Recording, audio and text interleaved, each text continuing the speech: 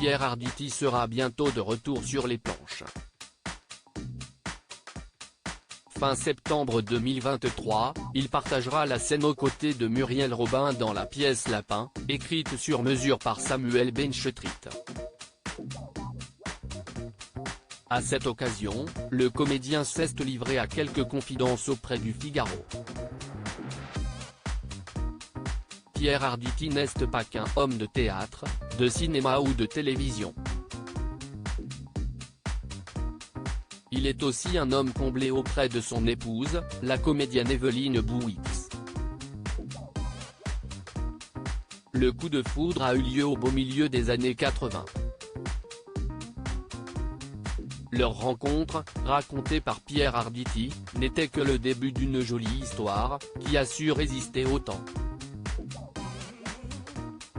Avant de rencontrer le grand amour, le vrai, Pierre Arditi est déjà tombé amoureux.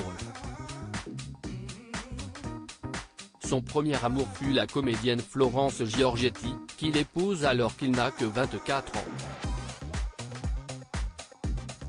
Ensemble, ils ont même eu un enfant, Frédéric. Après son divorce, Pierre Arditi a aussi vécu une idylle avec la chanteuse Barbara.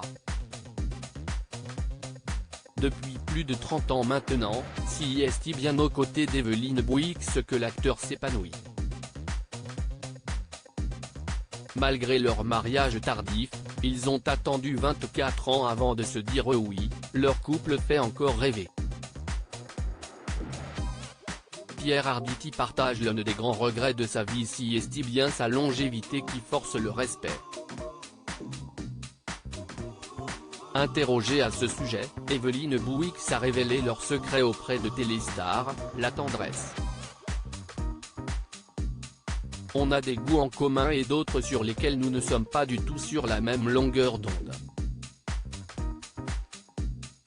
Chacun fait ce qu'il aime, et l'autre continue de nous habiter, mais de façon différente.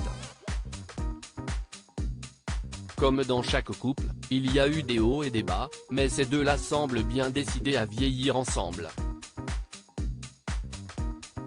Cependant, Pierre Arditi conserve un regret. Il aurait voulu devenir père une seconde fois, comme il l'a expliqué au Figaro ce mercredi 30 août 2023. À mon âge, je ne peux plus en avoir malheureusement, c'est un des regrets de ma vie. Je n'ai eu qu'un seul enfant. J'ai élevé la fille de ma femme, Salomé Lelouch, N.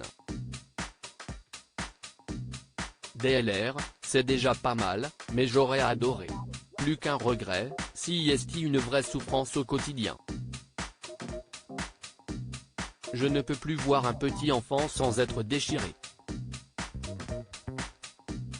Cette absence lui donne quand même de l'inspiration.